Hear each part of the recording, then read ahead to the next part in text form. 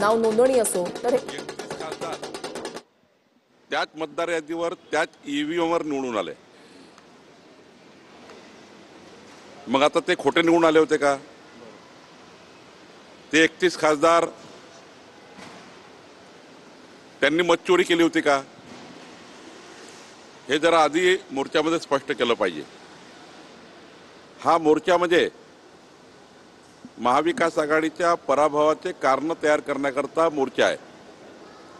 हे नक्की सांगणार आहे निवडणुकीची पराजित झाल्यानंतर की हे ईव्हीएम बिघडली होती, मतदान चोरी झालं, मतदार यादी खराब होती आणि आता आक्षेप घ्यायला वेळ आहे ना मतदार यादीला. त्या ठिकाणी आक्षेप न घेता केवळ राजकीय स्टंटबाजी आणि केवळ उद्या निवडणुकीत पराभव झाल्यानंतर कारण हे देण्याकरता मोर्चा आहे. आणि दुबार तिबार नावं मतदारात नसावी याकरता ऑलरेडी आम्ही निवडणूक आयोगाशी कितीतरी वेळा आम्ही या ठिकाणी आमची बाजू या ठिकाणी मांडली आहे. दुबार तिबार नावं कमी केले पाहिजे आणि खरं तर नव्याने मदर रोल तयार केला पाहिजे ही मागणी आमची आहे. पण निवडणुकीच्या काळात मात्र जाणीवपूर्वक हा मोर्चा काढून एक प्रकारचा जनतेमध्ये संभ्रम निर्माण करणे जसं लोकसभेत केला होता. लोकसभेच्या निवडणुकीची पुनरावृत्ती करण्याचा प्रयत्न काँग्रेस आणि महाविकास आघाडी करतायत. मला आश्चर्य आहे की अशा मोर्चाला राजसाहेब जात आहे याची आश्चर्य मला आहे. त्यांचा विषय ईव्हीएम असला तरी टार्गेट भाजप आहे आणि लोकसभेप्रमाणे फेक नॅरेटिव्ह तयार करण्याचा हा प्रयत्न होतो का? मी तेच सांगितलं, लोकसभेमध्ये जसं खोटारडेपणा केला, लोकसभेच्या वेळी सांगितलं की मोदीजी आले तर संविधान बदलतील, मोदीजी आले तर SC ST आरक्षण काढतील, असं काही काही करून बघितलं. त्यांना यश मिळालं. 31 खासदार निवडून आले. मग तीच मशीन होती, तीच मतदार यादी होती. जिकडं तुम्ही जिंकले त्याच मतदार यादी जिंकले. आज नवीन तर मतदार यादी नाही आहे ना. मग मला असं वाटतं जेव्हा तुम्ही जिंकता तेव्हा ती मतदार यादी चांगली असतं, जेव्हा तुम्ही हारता तेव्हा ती यादी बोगस आहे, त्या ठिकाणी ईव्हीएम बोगस आहे असं म्हणता. काँग्रेस रणनीतीच्या दृष्टिकोनातून बरेचसे काँग्रेसचे वरिष्ठ नेते या मोर्चापासून अलिप्त राहतात. बिहार निवडणुकीची आणि इथे मोर्चात राज ठाकरेची उपस्थिती म्हणून बिहारमध्ये नुकसान होतं हे काँग्रेसला वाटतंय. महाविकास आघाडीचे अंतर्गत धुसफूस खूप आहे. महाविकास आघाडीच्या प्रत्येक पक्षाच्या नेत्यामध्ये मतभेद आहे. काँग्रेस म्हणजे 4 तोंड 4 कडे आहे. काँग्रेसमध्ये एकवाक्यता नाही आहे आणि त्यामुळे काँग्रेसच्या 4 नेत्याला जर विचारलं, काही लोक म्हणतात मोर्चा अयोग्य आहे, काही लोक आता पक्षाची बाजू मांडण्याकरता जात आहे. पण त्यांनाही माहिती आहे ह्या मोर्चात काही दम नाही आहे, या मोर्चाने काही होणार नाही, केवळ खोटारडेपणा होईल आणि उद्या निवडणुकीमध्ये महायुती 51% वर मतं घेऊन जिंकेल आणि आपला खोटारडेपणा होईल हे त्यांना वाटतं आहे. राज ठाकरे लोकलने प्रवास करून मेट्रो मोर्चाकडे जाते. घराजवळ मेट्रो स्टेशन सुद्धा, मुंबईचा विकास पाहता आला असता. आता राजसाहेबांनी त्या मेट्रो स्टेशनमध्ये जाऊन किंवा मेट्रो रेल्वेने जाऊन हे कार्यकर्त्याला एक संदेश आहे की मी मेट्रोने चाललो, तुम्ही या. लोकलने चालले. हा, लोकांनी ठीक आहे. काल भाजपने त्यांना आव्हान दिलं होतं की तुम्ही मेट्रोनी प्रवास करा, पण त्यांनी मेट्रोनी न जाता लोकलनी जाता 5 लोकल त्यांनी सोडल्याने आता 6वी लोकल पकडली. ठीक आहे, लोकलने नेत्याने एखाद्या वेळी गेलंही पाहिजे, त्याला काय फरक, त्याला काय नवीन आहे.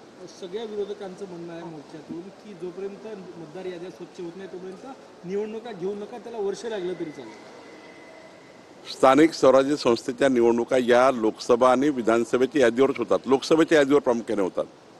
आणि त्यामुळे जोपर्यंत मदर रोल म्हणजे SIR पूर्ण यादी स्क्रॅप करू, नवीन मतदार यादी येणे, याला लोकसभेच्या निवडणुकीच्या पूर्वी ही यादी करून घ्यावी लागतं, ती नवीन यादी करून घ्यावं लागतं.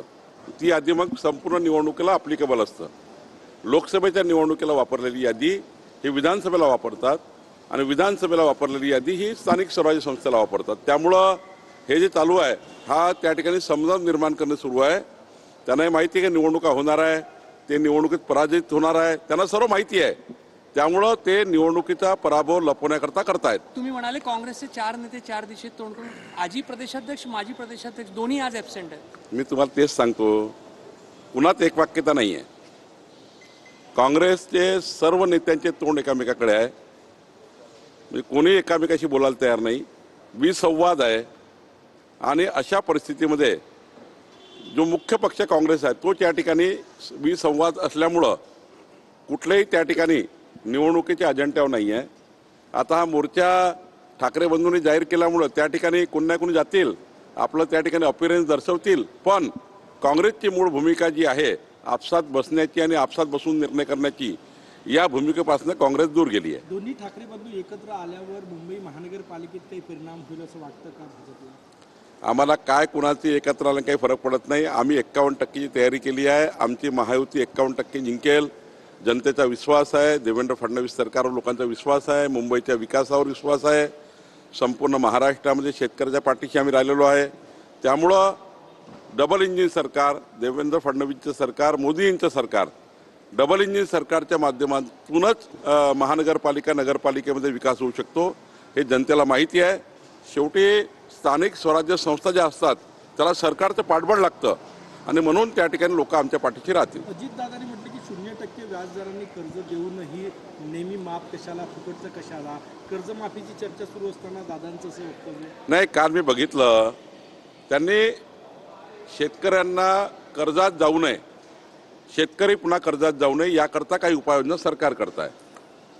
दुसरं त्यांनी सांगितलं की आम्ही निवडणुकीत आश्वासन दिलं होतं पण हे नाही म्हटलं आम्ही पाळणार नाही. कुठेच त्यांच्या क्लिपमध्ये असं नाही आहे. त्यांनी स्वतः या ठिकाणी परवा कर्जमाफीच्या विषयाकरता पुढाकार घेतला. स्वतः एकनाथजी, अजितदादा, देवेंद्रजी आम्ही सर्व होतो आणि त्यांनी अजितदादांनी अत्यंत त्या ठिकाणी काळजीपूर्वक आपल्या या शेतकरी कर्जमाफीला समर्थन दिलं. त्यांनी सांगितलं हे केलं पाहिजे पण करताना मात्र आपण निकष ठरवले पाहिजे, निकषावर कर्जमाफी केली पाहिजे. सरसकट कर्जमाफीमध्ये धनदांडग्या लोकांना लाभ होतो हे अजितदादाचं म्हणणं होतं. म्हणून त्या ठिकाणी कमिटीच्या माध्यमातून ज्या शिफारशी येतील त्यावर त्या ठिकाणी सरकार काम करणार आहे. आजच्या मोर्चामध्ये सगळं लक्ष मी पूर्व विदर्भातल्या झुडपी जंगल जागेवर जे 2 लक्षच्या वर अतिक्रमण लोकांचे आहे